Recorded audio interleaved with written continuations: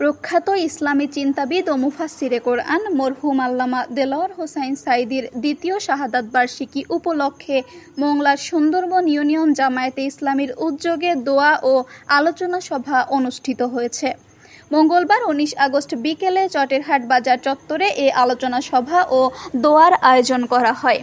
প্রধান অতিথি হিসেবে বক্তব্য রাখেন জেলা জামায়াতের নায়েবে আমির অ্যাডভোকেট মাওলানা শেখ আব্দুল ওয়াদুদ, ইউনিয়ন জামায়াতের সভাপতি মোহাম্মদ ইসলাম খানের সভাপতিত্বে এবং মিঠাখালী ইউনিয়নের সহ বায়তুল মাল সেক্রেটারি মোল্লা সিফাতুল্লাহ সঞ্চালনায় অন্যান্যের মধ্যে বক্তৃতা করেন উপজেলা জামায়াতের নায়েবে আমির ও সাবেক ভাইস চেয়ারম্যান কোহিনুর সর্দার, উপজেলা সেক্রেটারি রশিদুজ্জামান শিশির, শ্রমিক কল্যাণ ফেডারেশনের সহ সভাপতি জহির উদ্দিন বাবর মোসাল্লি, ইউনিয়ন জামায়াতের আমির নূর মোহাম্মদ হেলালি, পৌর জামায়াতের সহকারী সেক্রেটারি শেখ আবিদ হাসান, সুন্দরবন ইউনিয়নের সেক্রেটারি হাফেজ আব্দুল জলিল শিকদার, বনি আমিন হাওলাদার, ফরিদ উদ্দিন মোসাল্লি, কামরুল ইসলাম, মাওলানা মনিরুজ্জামান, নিরঞ্জন মণ্ডল, মনোরঞ্জন মণ্ডল, বিশ্বজিৎ মণ্ডল সহ স্থানীয় নেতারা।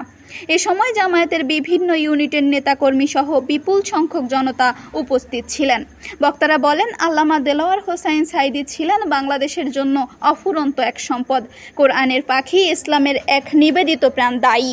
ফ্যাসিস্ট ও স্বৈরশাসক সরকারের আমলে তাকে মিথ্যা মামলায় কারাবন্দী করে রাখা হয়েছিল, অথচ তিনি সারা জীবন দেশ ও দেশের মানুষের কল্যাণের কথাই বলেছেন।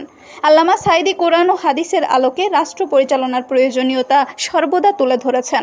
ইসলামী রাষ্ট্র ব্যবস্থা প্রতিষ্ঠা ও সামাজিক ন্যায় বিচারের ক্ষেত্রে তিনি ছিলেন বলিষ্ঠ কণ্ঠস্বর। তার কর্মতৎপরতা দেশের মানুষের জন্য অনন্য দৃষ্টান্ত হয়ে থাকবে। এছাড়াও আগামী সংসদ নির্বাচনে দাঁড়িপাল্লায় ভোট দিয়ে ইনসাফ ভিত্তিক রাষ্ট্র গড়ার আহ্বানও জানান বক্তারা।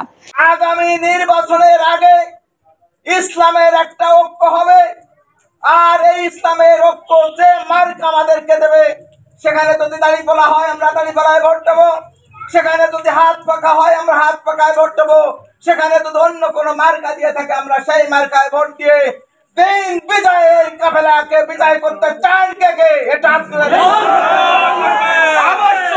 জনগণকে সাথে নিয়ে আগামী যে নির্বাচনকে সামনে রেখে কিভাবে একটি সুন্দর সফল রাষ্ট্র কায়েম করা যায়, এজন্য সবাইকে উৎসাহিত করছে।